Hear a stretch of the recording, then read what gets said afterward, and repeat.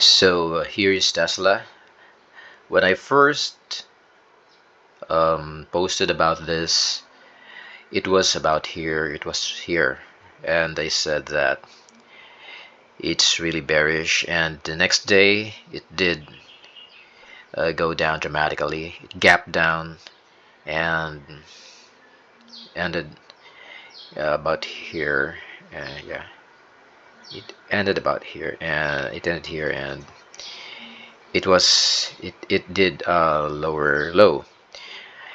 Yesterday, however, today, however, it rised slightly, but this is still very bearish because if you, um, aside from it being a lower high, of course, and having lower lows over here, when you look at this point over here and consider the retracement, you're going to see that it retraced. Okay, hold on. There. So it retraced about 78.6% Fibonacci level. Um, yeah, uh, the, the current retracement though, the current retracement from this point over here is slightly lower. Is only at, okay, 2, 3, 50%. It didn't even reach 618. So from back here, it retraced 78.6%, but right now it only went up to 0.5 to 50%, and so it shows weakening of the bulls weren't able to take it higher than it previously did. So there seems to be lesser conviction among the bulls, and also if we look at its momentum, if you use a pitchfork, okay, 2, 3, okay, there's also it's also about to go down. Normally some would place the other point over here, but that is if it didn't retest the resistance. But since it did, that has to be considered because it means that it tried but it wasn't able to go higher, so it's significant. And then another time over here, and if you consider that, then you will see that it wasn't able to, because if you only consider this point over here, you might be mistaken to think that, oh, it's the momentum, the bearish momentum is slowing down because it wasn't able to reach the midpoint, and it even went out. Well, actually it even went out here, right? But look, it went down, so that means you cannot discount this. These highs are important. They you cannot. Some would put the one of the points of the pitchfork over here because it's the first high, but you can't discount these other two. So if you consider them, then you can see that it's still within the pitchfork, and in fact it crossed the midpoint over here, and it's about to go down again. And aside from that, you also have to consider that it's having a divergence over here. It's moving horizontally. Okay, hold on. Did I get this? Oh, where's that? So it's, yeah, straight over here, but over here it is going down. So it's bearish divergence. And the same thing over here.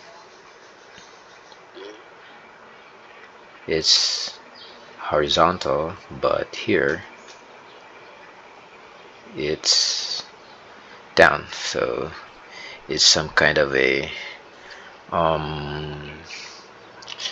it's also a diversion. I forgot the name of that, but yeah, um,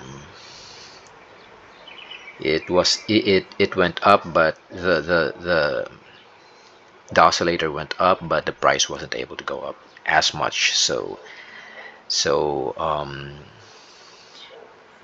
it is supposed to climb up also, but it wasn't propelled despite the increase in the oscillator, so it wasn't able to go up. It can't come up, so to speak.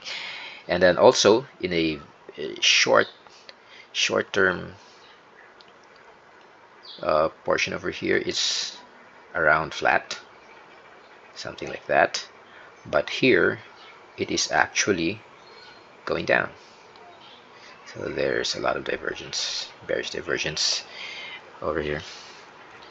But even if we don't consider the indicator, because I'm not really fond of indicators, but I do use them and I refer to them on occasion and as sort of a second opinion, looking for confluence, things like that. I mainly use the chart, but they're there. They are there, so I also use them.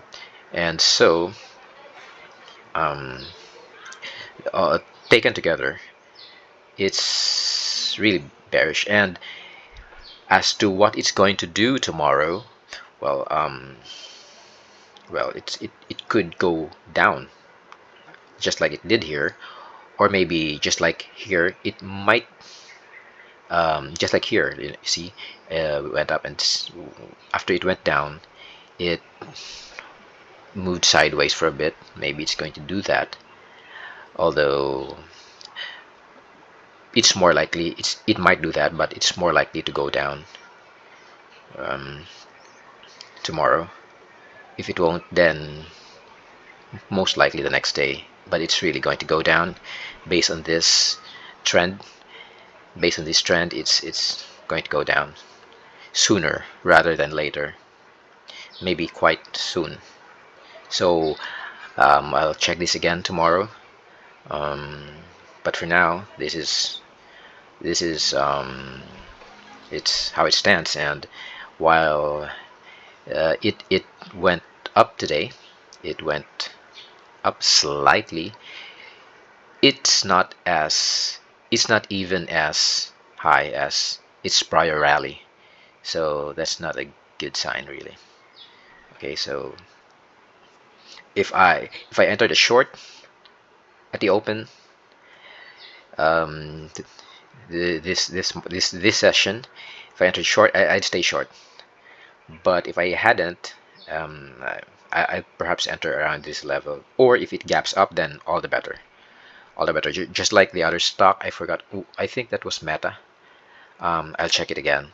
When I said that I'd enter at the open if I trade it, and it gapped up. So all the more so because that would give it more reason to go down, because it has to close the gap. Aside from the fact that it's already bearish, so it's actually giving me more downside. In this case, if it would gap up, then all the better. But if it won't, and I hadn't entered the open, then I might enter the open tomorrow. If for those who entered, well, for me, I'd stay short, because it won't take long before this one pans out, um, goes down in earnest. Yeah, it's this candle over here is very strong. It's a momentum candle, and all those divergences and the loss of momentum based on the pitchfork and the Fibonacci retracement levels all points to the same thing. So see you tomorrow, guys, and if you like this video, please hit like and subscribe to my channel. It's going to help a lot. And don't forget to click the notification bell so that you will be notified of any new videos that I post. And who knows, it might help you in your trading. Have a great day.